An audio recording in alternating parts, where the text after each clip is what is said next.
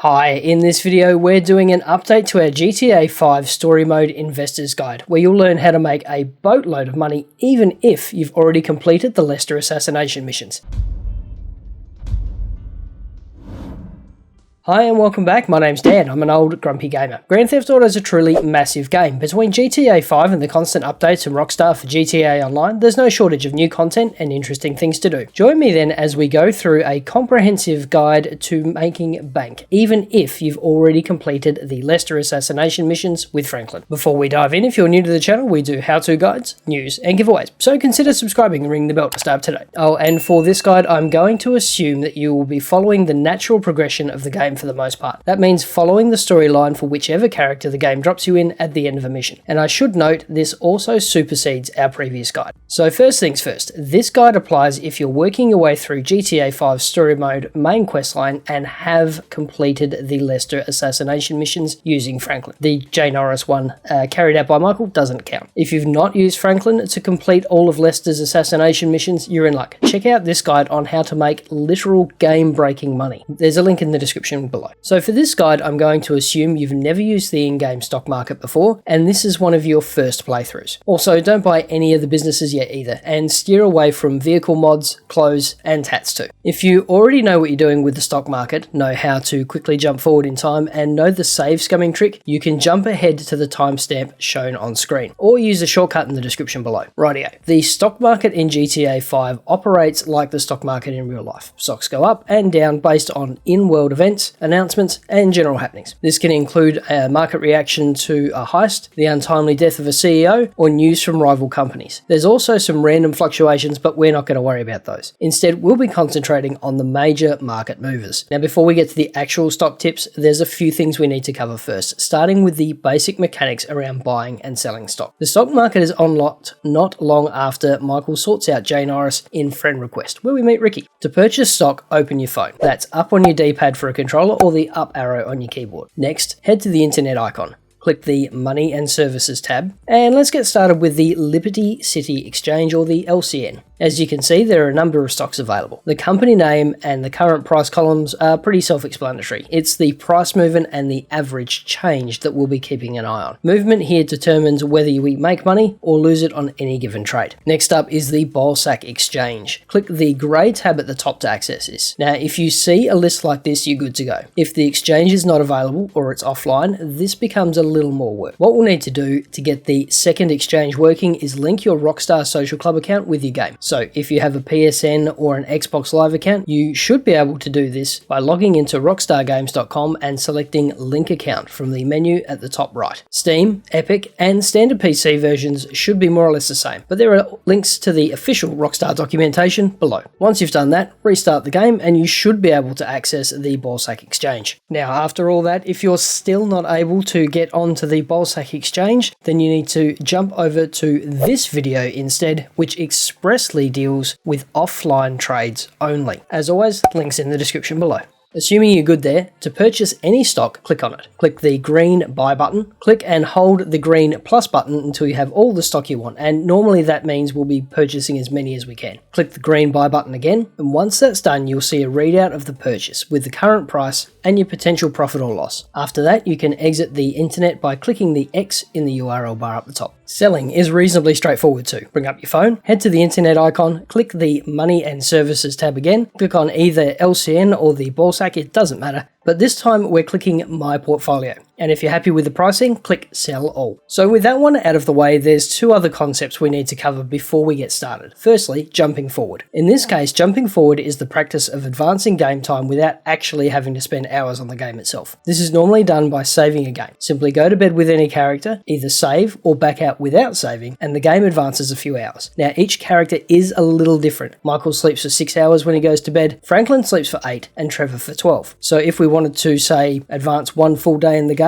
that's 24 hours, we'd need to send Trevor to bed twice, Franklin to bed 3 times, and Michael would need to go to bed 4 times. It's a bit of a pain in the backside, but it's a whole lot better than AFKing for the 48 minutes it would take to hit the same time in-game. The next trick is called save scumming, and we use it to maximize returns. GTA Story Mode has some volatility and a whole lot of timing built into the market, and sometimes that means we can miss our optimal sell price. To avoid this, check the price of a stock before you send your your character to bed. So in this case, and I'm using a random stock here just for the sake of the example, we can see the stock I'm looking at is an all-time high of 13.6% profit. So let's save that, then advance 1 day by going to save, then backing out 3 times because we're using Franklin, who sleeps 8 hours at a time. Now we check the stock again. This time it's gone down a little, so we'll keep at it. We'll advance another day, and this time we have a new all-time high, which is a yield around that 14.9% profit. So let's do a proper save. Jumping forward another day, we can see a slight dip here. I think the 14.9 was a better return, and it's likely going to be the best we're going to get. So let's go back to that last save and sell at that 14.9% mark. Open your pause menu, go to game, load game, and select the save slot you just used. Once the game loads, you can open the stock market and sell out. Most of the time it will be pretty close to that all-time high you sold on. This is not quite the way the game's meant to work, but hey, we're actively manipulating the stock market here, and it's all about that return on investment. Okay, the next thing we need to do is build some seed capital. After all, it takes money to make money. Most of our early game opportunities for raising capital are available after Hood Safari, which is the one where Trevor meets Aunt Denise and gives her $7. It's also the one where we visit CJ's old place for any San Andreas fans out there.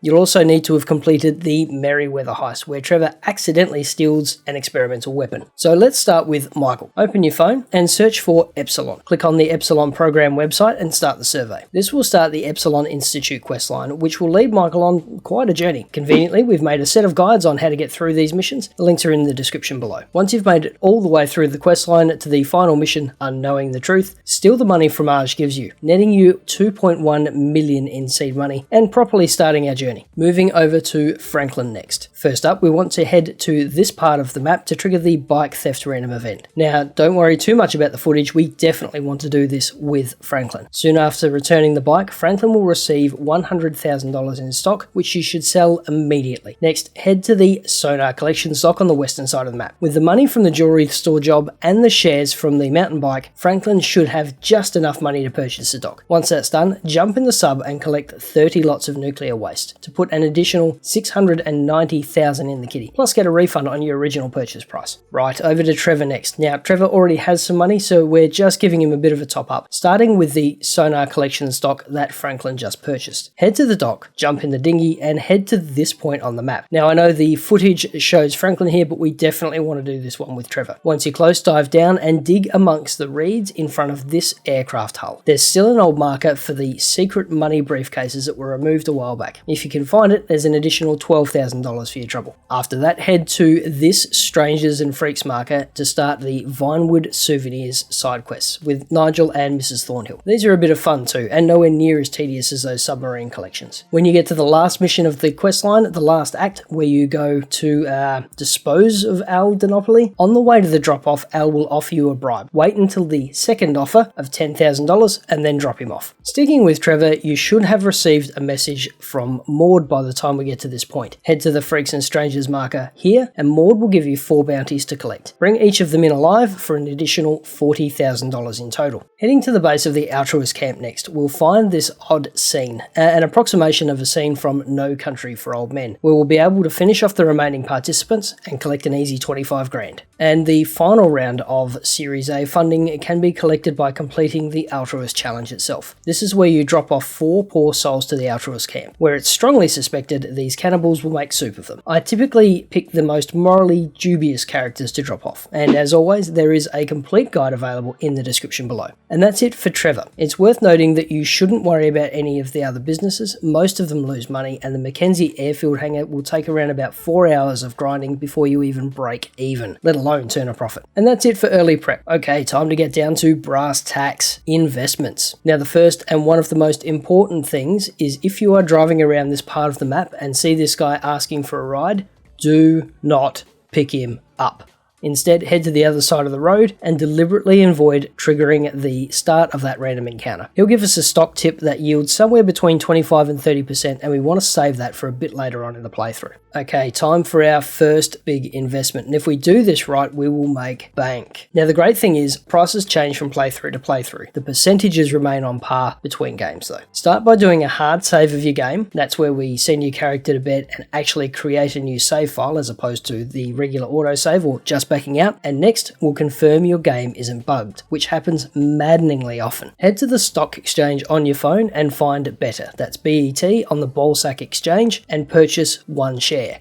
1 share. Exit out, go to bed, and immediately back out. Then check your phone again. If the share is there, your game is fine. If not, your game is bugged and you may need to refer to this guide or check out the video in the description below to fix it. This investment opportunity needs a little bit of forward planning. So after Franklin and Trevor complete Eye in the Sky, and that's the one where we steal the car using the police chopper, load up each character with ammo so you can go without cash for a bit, and then buy Vangelico, that's VAG. A few missions later, after minor turbulence, and that's where Trevor boards a plane with a plane and then leaves via 4-wheel drive, Vangelico will spike, netting you a profit of between 40 and 50%. Now, I've not tested this, but commenter Toby Does R6 mentioned that they held off selling until after the Polito score and ended up making a whopping 85% on this sale. Again, I've not tested it, but it's worth a crack if you want. Okay, a few missions later, we have an opportunity to give Trevor a bit of a top up too. Once you've completed the mission Predator, where you hunt down some of the O'Neill boys using a sniper rifle from a chopper, a new Strangers and Freaks mission will unlock for Franklin, where you do a triathlon against Mary Ann Quinn. After you've completed the triath, immediately swap from Franklin to Trevor and then head to this location near where the end of the race was. Once you're there, you'll see a new random encounter. Rescue the young lady and drop her off, and a little while later, Trevor will receive a $60,000 reward. Our next investment opportunity isn't quite as lucrative, but it's still worth the effort. Once you've completed surveying the score, tool up again, and we'll need to go through 3 missions this time, then purchase Group Sex, that's GRU. Continue the storyline until you complete Fresh Meat, where Franklin rescues Michael from Cheng. Wait about 12 to 36 in-game hours for a profit of between 15 and 20%. After that, you can work your way through the regular storyline until you've completed the finale. Once you have completed the finale, and this works regardless of which ending you choose, although we will stick with the canon ending for this. So once you've completed one of the endings and you've received the Union Depository funds from Lester, invest in Augury Insurance, that's AUG, immediately, whose stock has tanked due to the heist. Wait 2 to 3 in-game days, then divest for around 100% in gains.